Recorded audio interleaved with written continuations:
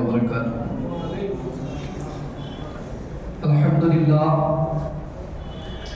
الحمدللہ کفا وسلام علی عبادہ الذین اصطفیٰ، اما بعد فاعوذ باللہ من الشیطان الرجیم، بسم اللہ الرحمن الرحیم۔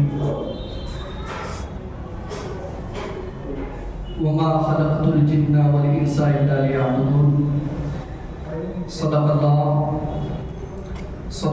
العظیم وصدق رسولہ النبی النبی الکریم، ونحن على ذلك لمن الشاهدين والشاكرين والذاكرين والحمد لله رب العالمين۔ آئیے بارگاہ رسالت آپ صلی اللہ علیہ وسلم میں آپ اور ہم تمام حضرات مل کر اپنے آقا مولا جناب احمد مجتبیٰ محمد رسول اللہ صلی اللہ علیہ وسلم کے دربار میں عقیدت و محبت کے ساتھ جھوم کر درود پاک پڑھنے، اللہم صلی علی سیدنا مولانا محمد بارک وسلم صلی اللہ علیہ وسلم، السلام علیکہ یا رسول اللہ صلی اللہ علیہ وسلم۔ معزز سامعین، پچھلے جمعہ کو میں نے یہ بتایا تھا کہ اگر بندہ چاہے تو اپنی ضروریات زندگی کو انجام دینے کے باوجود 24 گھنٹہ اللہ کی عبادت میں رہ سکتا ہے۔ اور اس کا طریقہ کیا تھا وہ بھی میں نے آپ حضرات کے سامنے بیان کیا تھا کہ اللہ رب العزت نے فرمایا وَمَا خَلَقْتُ الْجِنَّ وَالْإِنسَ إِلَّا لِيَعْبُدُونَ، میں نے جن و انس کو صرف اپنی عبادت کے لیے بنایا ہے۔ تو صرف عبادت بندہ کر سکتا ہے یا نہیں؟ تو اللہ تبارک و تعالی چونکہ بندوں پر اس کی طاقت سے زیادہ بوجھ نہیں ڈالتا ہے، اور جب اللہ نے فرما دیا کہ میں نے بندوں کو صرف عبادت کے لیے بنایا ہے تو یقیناً بندہ صرف عبادت کر سکتا ہے۔ اور جب غور و فکر ہم کرتے ہیں تو بزرگان دین نے اس کا بہترین طریقہ یہ بتا دیا کہ کوئی بھی کام شریعت کے دائرے میں، کوئی بھی جائز کام جب آپ کریں گے اس کام کو عبادت میں شامل کر دیا جاتا ہے۔ چاہے بیوی سے محبت کرنا، بچوں سے صلہ رحمی کرنا، ایک مسلمان دوسرے مسلمان سے خندہ پیشانی سے ملنا، سلام کرنا، مصافحہ کرنا، ایک دوسرے کی خبرگیری کرنا، یہاں تک کہ راستے سے ٹھوکر لگنے والے پتھر کو ہٹا دینا، یہ بھی عبادت ہے۔ تو 24 گھنٹہ بندہ دائرہ اسلام میں رہ کر کے جو بھی جائز کام کرے گا وہ 24 گھنٹہ عبادت میں رہ سکتا ہے۔ اس لیے اللہ نے فرمایا میں نے جن و انس کو صرف اپنی عبادت کے لیے پیدا کیا۔ آج ایک خاص بات آپ کو میں بتاؤں، اللہ تبارک و تعالیٰ نے 2 چیزوں سے ہمیں قائم رکھا ہے۔ ایک ہمارا جسم ہے اور دوسری چیز ہمارے اندر اس جسم کے اندر ایک روح ہے۔ روح اور جسم سے ہمارا وجود ہے، ہم زندہ ہیں، ہم چل رہے ہیں، پھر رہے ہیں، کھا رہے ہیں، پی رہے ہیں، یہ 2 چیز کی وجہ سے، ایک جسم، دوسری اس کے اندر روح۔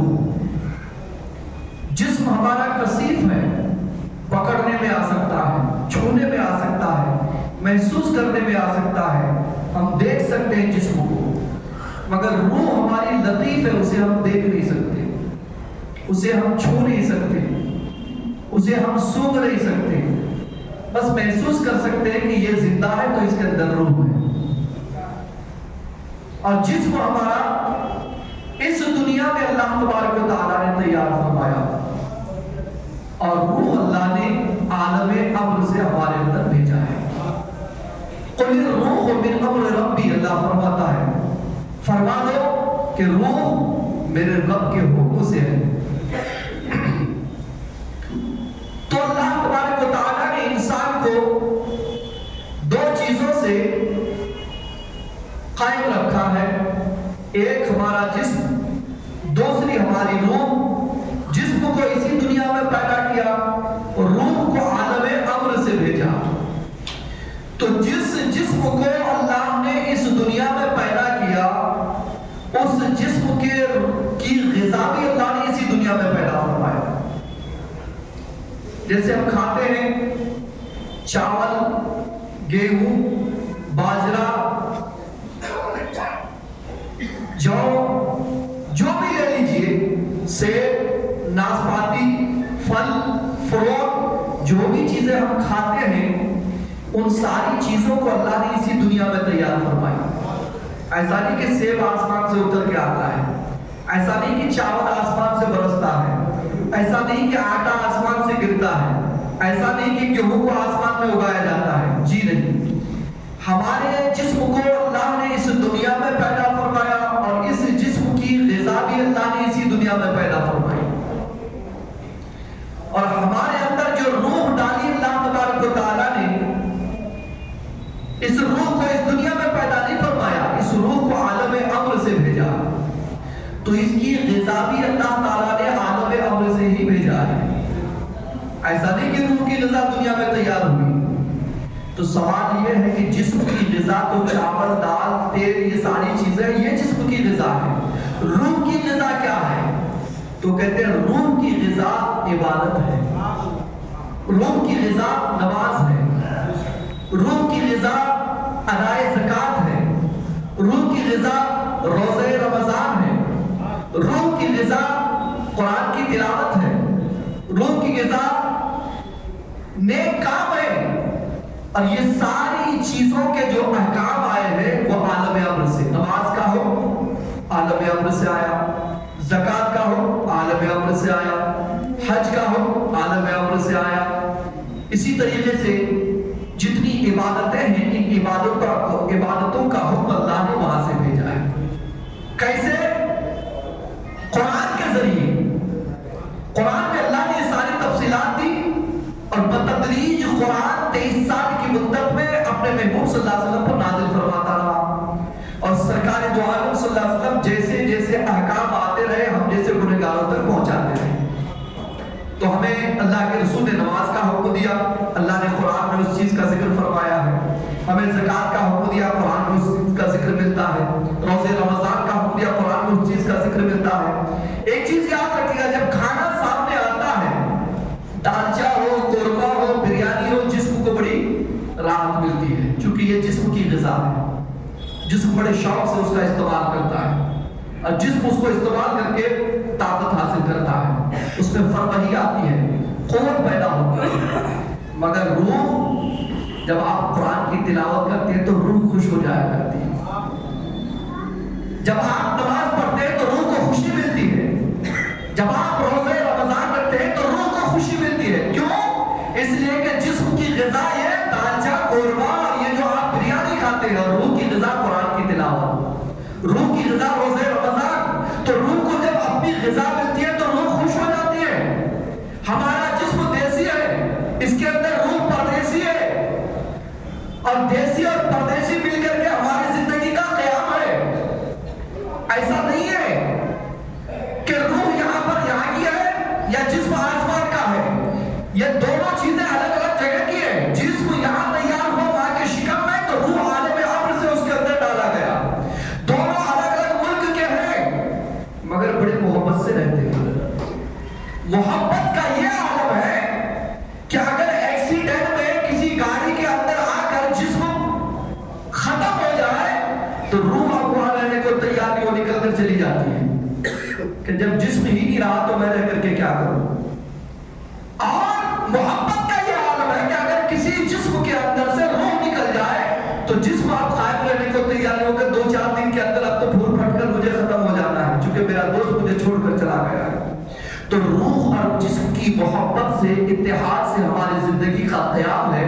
اور روح کی غذا جب روح کو ملتی ہے وہ خوش ہوتی ہے. جسم کی غذا جب جسم کو مل جائے اس کے اندر طاقت آتی ہے.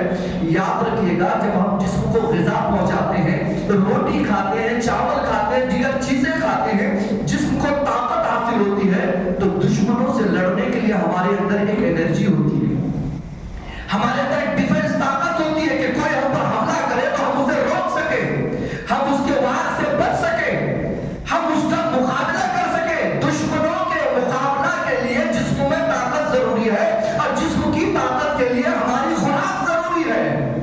اسی طریقے سے شیطان سے مقابلہ کرنے کے لیے روح کو طاقت ملنی ضروری ہے۔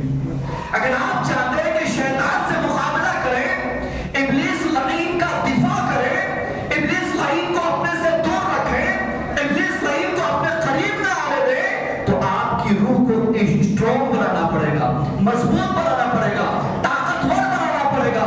اور روح کو طاقت کھانا کھانے سے نہیں ملا کرتی ہے، روح کو طاقت سیب کھانے سے نہیں ملا کرتی ہے، روح کو طاقت انار کھانے سے نہیں ملا کرتی ہے، روح کو طاقت فروٹ کھانے سے نہیں ملا کرتی ہے۔ روح کو اگر قوت پہنچانا چاہتے ہیں تو قرآن کی تلاوت کیجئے، روح اسٹرانگ ہو جاتی ہے۔ آپ نماز پڑھا کیجئے، روح اسٹرانگ ہو جاتی ہے۔ آپ روزہ رمضان رکھا کیجئے، روح اسٹرانگ ہو جاتی ہے۔ آپ ذکر الہی کیا کیجئے، روح اسٹرانگ ہو جاتی ہے۔ تو اگر جسم کو فرما کرنا ہو تو دنیا میں غذا استعمال کیجئے، اور روح کو فرما کرنی ہو، مضبوط کرنی ہو تو اللہ تبارک و تعالیٰ جو عبادت کے احکام دے وہ عبادت کیا کیجئے۔ عبادت کریں گے روح مضبوط ہوگی، عبادت کریں گے روح اسٹرانگ ہوگی، اور جب روح اسٹرانگ ہو جائے گی تو پھر ابلیس لعین آپ کو بہکا نہیں سکتا ہے، غلط راستے پر لے جا نہیں سکتا ہے، غلط راستے پہ وہ آپ کو کھڑا نہیں کر سکتا ہے۔ آپ ابلیس لعین کو اپنے سے دور کرنا چاہتے ہیں تو عبادت الہی ہمارے لیے ضروری ہے۔ اگر آپ چاہتے ہیں کہ اللہ رب العزت کی نگاہ رحمت میں اپنی جگہ بنائے، اللہ کی رحمتوں کے سائے میں جیے، تو آپ کو اللہ کے سامنے جھکنا پڑے گا، اللہ کی عبادت کرنی پڑے گی، ذکر الہی سے اپنے نام اعمال کو آراستہ و پیراستہ کرنا پڑے گا۔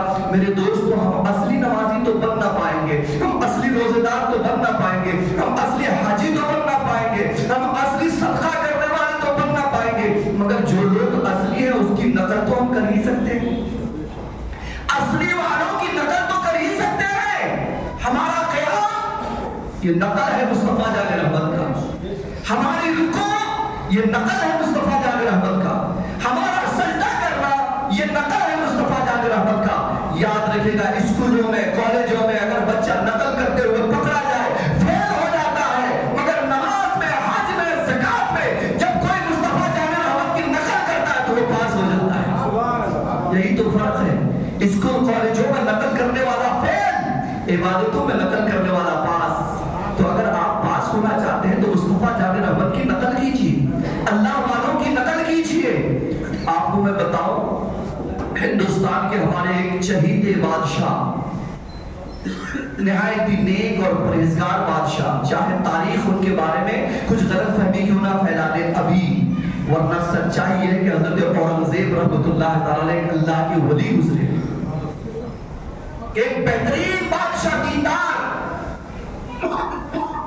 حضرت اورنگزیب رحمۃ اللہ تعالی جب ہندوستان کے تخت پر متمکن ہوئے، تخت سلطنت پر بیٹھے، تو ایک پنڈت آتا ہے، آنے کے بعد کہتے ہیں بادشاہ صاحب آپ سے پہلے جو بادشاہ تھے ان کا میں وزیر تھا، تو میں چاہتا ہوں کہ آپ بھی اپنی حکومت میں مجھے وزیر بنا لیں۔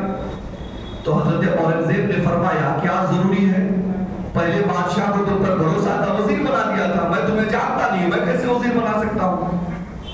کہ بادشاہ میں چالاک ہوں، شارپ ہوں، دماغ کا تیز ہوں، آپ کا بہت کام آ سکتا ہوں۔ کہ ایسے لوگ تو میرے پاس بہت پڑے ہوئے، کیا ضروری ہے کہ تجھے کو میں رکھوں جبکہ تجھے میں جانتا نہیں ہوں؟ کہ بادشاہ آپ دھوکہ کھائیں گے ایک دن، اگر آپ نے مجھے وزیر نہیں بنایا، مجھ جیسے لوگوں کو آپ نے نظر انداز کیا تو آپ دھوکہ کھا جائیں گے۔ حضرت اورنگزیب نے فرمایا جس دن تم مجھے دھوکہ دے دو گے اس دن میں تجھے وزیر بنا لوں گا، جس دن تم یہ ثابت کر دو گے کہ میں دھوکہ کھا گیا اس دن تجھے میں وزیر بنا لوں گا۔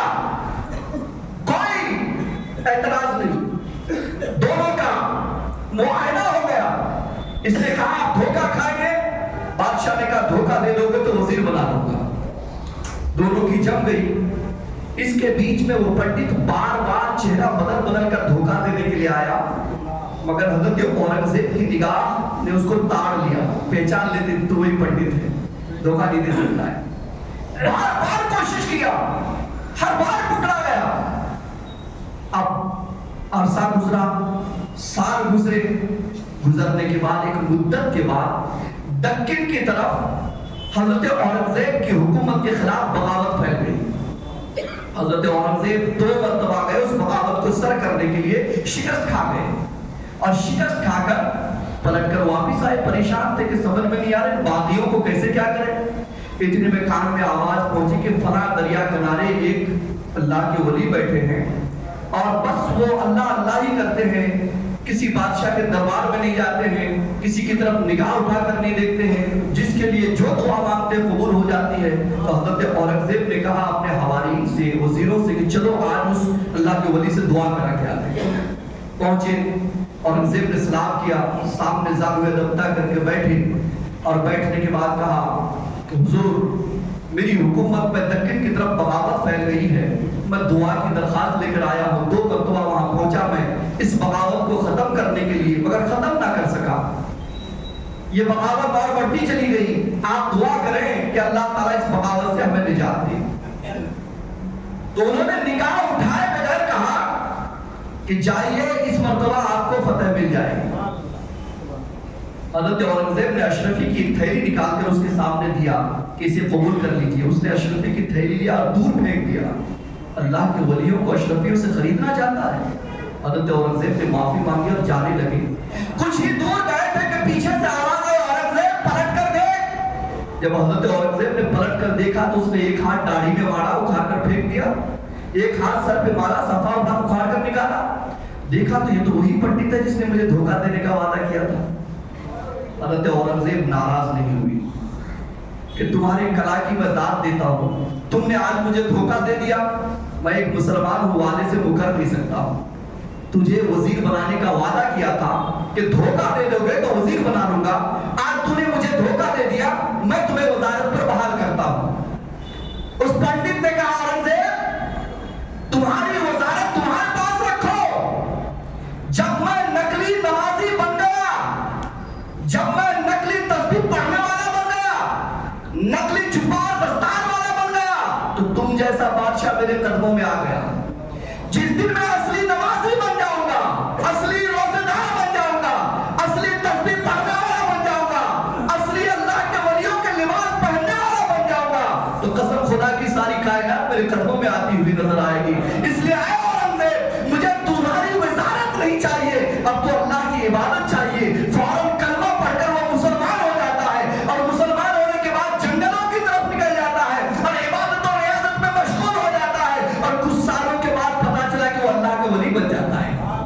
دیکھا آپ نے نقل، ایک پنڈت نے نقل کیا، کس کی؟ اللہ والوں کی نقل کی، بادشاہ اس کے قدموں میں پہنچ گیا۔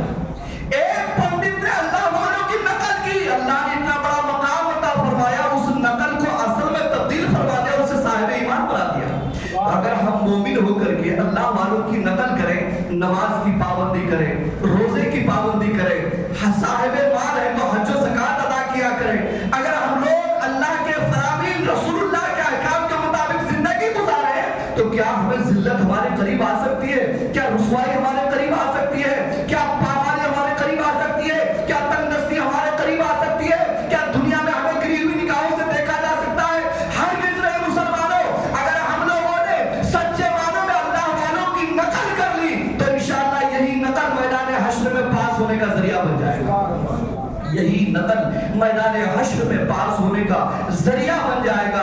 انہی بزرگان دین کی نقل سے بڑے بڑے پاس ہوتے ہوئے نظر آئے ہیں۔ اب آگے کی کہانی سنیے۔ حضرت اورنگزیب جب تیسری مرتبہ باغیوں کی سرکوبی کے لیے جاتا ہے تو اللہ تبارک و تعالیٰ اسی پنڈت کی دعاؤں کے صدقے میں انہیں فتح عطا فرماتا ہے۔ چونکہ پنڈت نے جب دعا کی تھی، اس کی شکل کس کی تھی؟ اللہ والوں کی شکل تھی۔ اس کی شکل کس کی تھی؟ اس کی نقل کس کی تھی؟ اللہ والوں کی نقل کی تھی۔ اس کے ہاتھ میں تسبیح، اس کی زبان پر اللہ کا نام تھا، اور دعاؤں میں اللہ پر بھروسہ تھا، اور ایسا انداز بنا کر رکھا تھا جیسے اللہ کا ولی بنائے رکھتے ہیں۔ تو انہوں نے سوچا کہ میں نے جو دعا کی ہے بزرگان دین کی نقل کر کے کی ہے، اور اللہ تبارک و تعالیٰ نے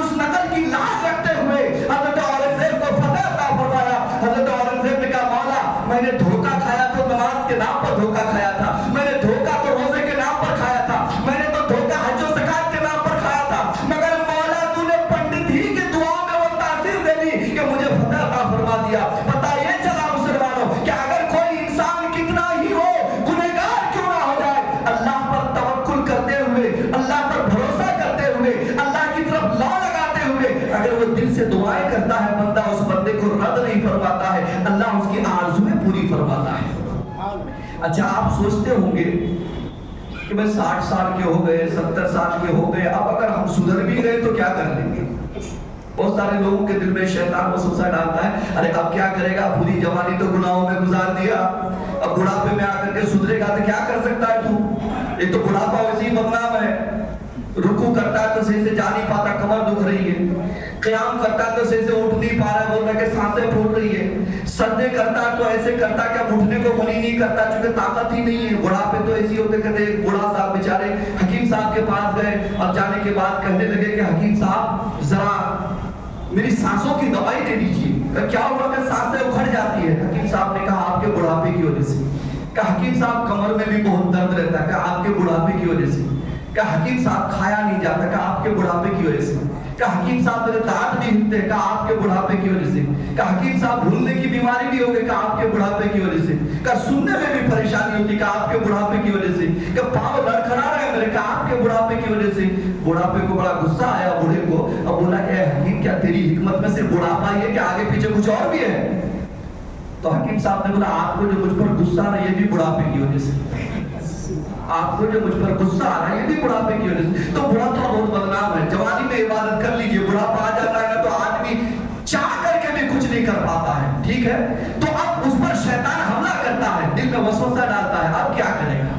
پوری 60 سال 70 سال کی زندگی عیش و عشرت میں گزار دی، ابھی جاتا نماز پڑھنے کے لیے، کیا کرے گا جا کر کے صحیح سے اٹھ بیٹھ نہیں کر پاتا ہے، کیا کر لے گا تو عبادت کر کے؟ مگر یاد رکھیے گا اللہ تبارک و تعالیٰ کو ہماری عبادت کی ضرورت نہیں ہے، وہ تو سمجھ ہے، بے نیاز ہے، اسے آپ کی اور ہماری عبادت کی ضرورت نہیں ہے۔ پہلا آسمان، دوسرا، تیسرا، چوتھا، پانچواں، چھٹا، ساتواں، سارے آسمان تو عبادت کرنے والوں سے بھرے پڑے ہیں۔ کوئی فرشتہ قیام میں اور قیامت تک قیام ہی میں رہے گا، کچھ فرشتے رکوع میں اور قیامت تک رکوع ہی میں رہیں گے، کچھ فرشتے سجدے میں اور قیامت تک سجدے ہی میں رہیں گے، کچھ فرشتے ذکر الہی میں قیامت تک ذکر الہی کریں گے، ان کے پاس کوئی دوسرا کام نہیں۔ تو اللہ کی عبادت کرنے کے لیے عبادت کرنے والوں کی کمی نہیں ہے، آپ کے ہماری عبادت کی ضرورت ہے۔ 18,000 مخلوقات ہے، سبھی تو اللہ کے ذکر میں حمد و تسبیح میں لگے ہوئے ہیں، تو آپ کی اور ہماری عبادت کی کیا ضرورت ہے؟ اس کو اس بندگی کی بندے کو ضرورت ہے، رب کو نہیں، ہمیں ضرورت ہے، ہمیں ضرورت ہے کہ ہم اللہ کو سجدہ کریں، یہ ہماری ضرورت ہے کہ ہم اللہ کی بارگاہ میں قیام کریں، یہ ہم محتاج ہے کہ ہم اللہ تبارک و تعالیٰ کی بارگاہ میں تسبیح و تحلیل کریں۔ اللہ کو ہماری عبادت کی ضرورت نہیں ہے، اللہ تبارک و تعالیٰ تو بے نیاز ہے۔ اور یاد رکھیے اللہ رب العزت ہمارے عمل سے زیادہ ہماری نیت کو دیکھتا ہے، ہمارے ارادے کو دیکھتا ہے۔ حدیث پاک میں انما الاعمال بالنیات، اعمال کا دار و مدار نیتوں پر ہے، اور فرماتے ہیں نیت المؤمن خیر من عملہ، مومن کی نیت اس کے عمل سے بہتر ہے، اس کی نیت عمل سے بہتر ہے۔ آپ نے فجر کے وقت ارادہ کیا کہ ظہر کی نماز پڑھوں گا، ظہر کا ارادہ کر لیا آپ نے، انتظار صلاۃ کی نیت کی، پچھلے جمعہ میں نے بیان کیا، تو اب آپ بتائیے فجر سے لے کے ظہر تک جتنا ارادہ آپ کا سب نماز میں لکھا جاتا ہے، ظہر پڑھیں گے تو صرف ظہر کی نماز ہوئی، مگر اس وقت جب آپ نے ارادہ کیا کہ ظہر تک مجھے ظہر کا انتظار ہے، یہ پورا وقت نماز میں آپ کو لکھا گیا۔ تو نیت المؤمن خیر من عملہ، مومن کی نیت اس کے عمل سے بہتر ہے۔ آپ اپنی نیت کیجئے، درست کیجئے۔ آج بھی بڑھاپے میں کہ مولا جو زندگی گزر گئی، اب تو اس کو ہم کھینچ کر لا نہیں سکتے ہیں، مگر جو باقی ہے انشاءاللہ تیری عبادت سے اسے ہم سجائیں گے۔ یہ ارادہ جب آپ کریں گے، یہ ارادہ آپ کا بہت کام آئے گا۔ اہل صحابہ میں مولانا روم علیہ رحمۃ الرضوان اپنے مثنوی شریف میں تحریر فرماتے ہیں، تفسیر روح البیان میں بھی اس واقعہ کا ذکر ہے۔ فرماتے ہیں مولانا روم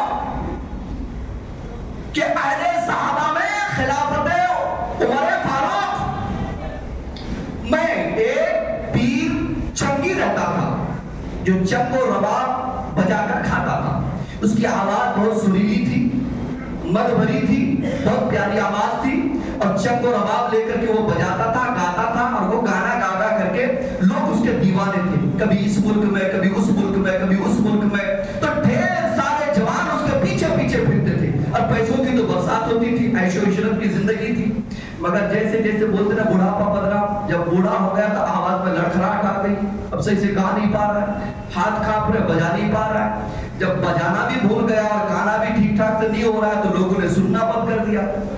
جب سننا بند کر دیا، جس کے پیچھے 50 لوگ جوان پیچھے پیچھے پھرا کرتے تھے، اب ایک آدمی بھی نظر نہیں آ رہا ہے۔ اب جس کے پاس عیش و عشرت ہوتی تھی، پیسوں کی برسات ہوتی تھی، لوگ نوٹ پھینکتے تھے جس کے اوپر، اب نوٹ تو کیا کوئی روٹی بھی نہیں دے رہا ہے۔ اب بھوک اور پیاس سے نڈال ہو کر وہ سوچنے لگا کوئی گانا بھی نہیں سن رہا ہے، بجانے میں ہاتھ بھی کانپ رہے ہیں، کھانے پینے کو روٹی بھی نہیں ہے۔ تب جا کر اسے خیال آیا کہ جب کہیں پر کام نہ چلے تو رب کی بارگاہ میں لو لگانی چاہیے۔ مدینہ منورہ کی جنت البقیع میں جاتا ہے، ایک قبر سے ٹیک لگا کر کہتا ہے مولا پوری زندگی تیری ذات سے میں بھاگتا رہا، کبھی تیرا نام نہیں لیا، نہ نماز پڑھی، نہ روزہ رکھا، حج زکات کچھ بھی نہیں کیا، گناہوں میں ڈوبا رہا راتوں دن، کبھی تیرا نام نہیں لیا، کبھی تیرے گھر کے قریب نہیں آیا، کبھی میرے کوئی نیک کام نہیں کیا، بس گانا بجانا میں سوچتا تھا یہی زندگی ہے۔ مگر مولا دنیا کتنی بڑی بے وفا ہے، 50 لوگ میرے پیچھے پیچھے پھرا کرتے تھے، آج کوئی پوچھتا تک نہیں، نوٹیں پھینکا کرتے تھے میرے اوپر، درہم و دنانیر کی برسات ہوتی تھی، آج کوئی روٹی بھی نہیں دے رہا ہے۔ تو مولا سارے دروازے تو بند ہو گئے، کیا تیرا بھی دروازہ بند ہو گیا؟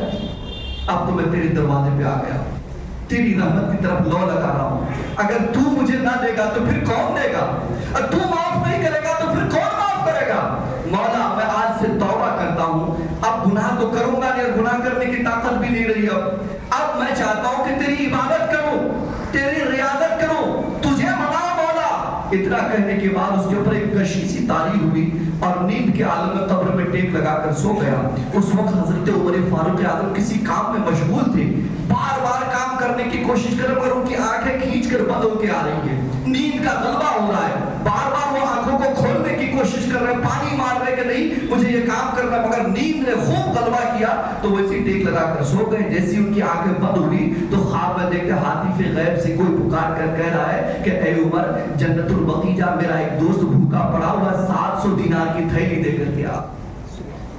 میرا دوست جنت البقیع میں ایک قبر پر ٹیک لگا کر خشی کے عالم میں پڑا ہوا جا، 700 دینار دے کے آ، اور جا کے کہہ دے کہ دنیا تمہارا چنگ و رباب نہیں سن رہی تو کیا تیرا رب تو چنگ و رباب سنے گا، فکر مت کر، اور تیرے کھانے کا انتظام کرے گا۔ مایوس مت ہو، اپنے بڑھاپا کو مت کھوج، تمہارے بڑھاپا پر اللہ کی رحمت برسے گی، جا کر کے کہہ لے۔ حضرت عمر فاروق اعظم جاتے جنت البقیع میں اور ڈھونڈ رہے کہ کون اللہ کا دوست ہے جسے عمر کو جس کے لیے اللہ تعالیٰ نے بھیجا ہے اور 700 دینار سونے کے سکے کا انعام لے کر کے بھیجا ہے، ضرور وہ کوئی اللہ کا بہت بڑا ولی ہوگا، ضرور وہ پہنچا ہوا بزرگ ہوگا، ضرور وہ کوئی ایسا انسان ہوگا جس کے اوپر رشک کرنا چاہیے۔ حضرت عمر فاروق اعظم جاتے ہیں جنت البقیع میں، پھر کوئی نظر نہیں آتا، ایک چنگ و رباب بجانے والا ہے، ستار سامنے پڑا ہوا ہے، قبر پر ٹیک لگایا ہوا ہے، شکل بتا رہی ہے کہ کوئی اللہ کا ولی نہیں ہے، یہ تو گانے بجانے والا گویا ہے۔ حضرت عمر فاروق اعظم ہر طرف سے تھک ہار کر جب کوئی نہیں ملتا اسی کے پاس آ کر بیٹھ جاتے ہیں، وہ سویا ہوا ہے، سوچتے ہو نہ ہو یہی اللہ کا ولی ہو،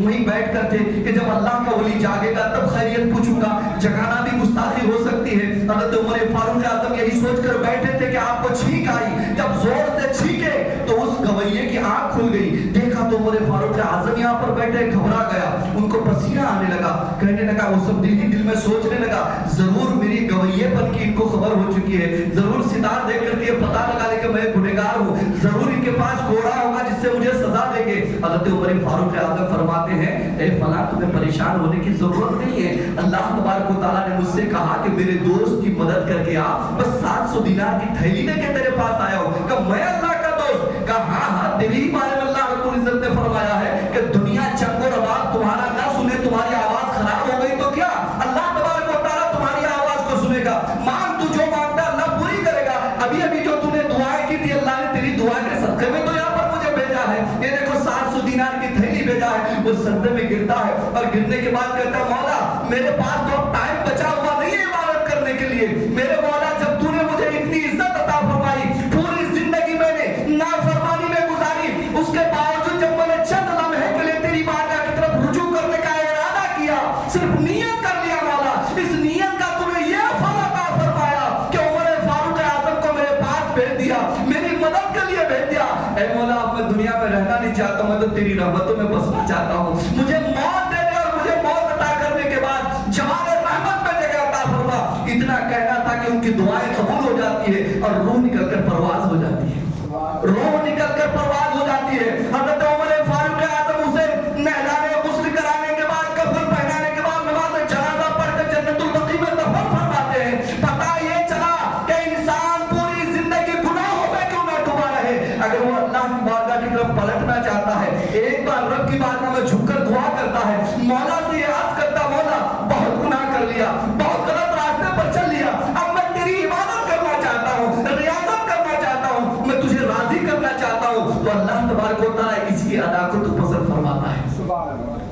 اسی ادا کو پسند فرماتا ہے. اور اللہ رب العزت اپنے بندے کی عبادتوں کا محتاج نہیں ہو تو سمجھ ہے, بے نیاز ہے, ہماری عبادتوں کی ضرورت نہیں ہے. ہمیں ضرورت ہے کہ رب تبارک و تعالیٰ کی بارگاہ میں جھک کر یہ عرض کرے, مولا کہ ساری دنیا میں جو مسلمانوں کی دھو دھو ہو رہی ہے, لوگ بدنام کر رہے ہیں, پریشان کر رہے ہیں, پروردگار عالم چونکہ ہم تجھ سے دور ہو گئے, تیری عبادت سے دور ہو گئے, اس لیے تیری رحمت ہم سے دور ہے. اب ہم تیری عبادت کی طرف پلٹ رہے ہیں, اپنی رحمت کو ہمارے گھر کا پتہ بتا دے. انشاءاللہ العزیز پھر ہماری زندگی سنورتی نظر آئے گی. اللہ تبارک و تعالیٰ آپ کو, ہم کو, سب کو صراط مستقیم پر استقامت عطا فرمائے اور ہمیں دل سے رب کی طرف لوٹنے کی توفیق عطا فرمائے. السلام علیکم ورحمۃ اللہ.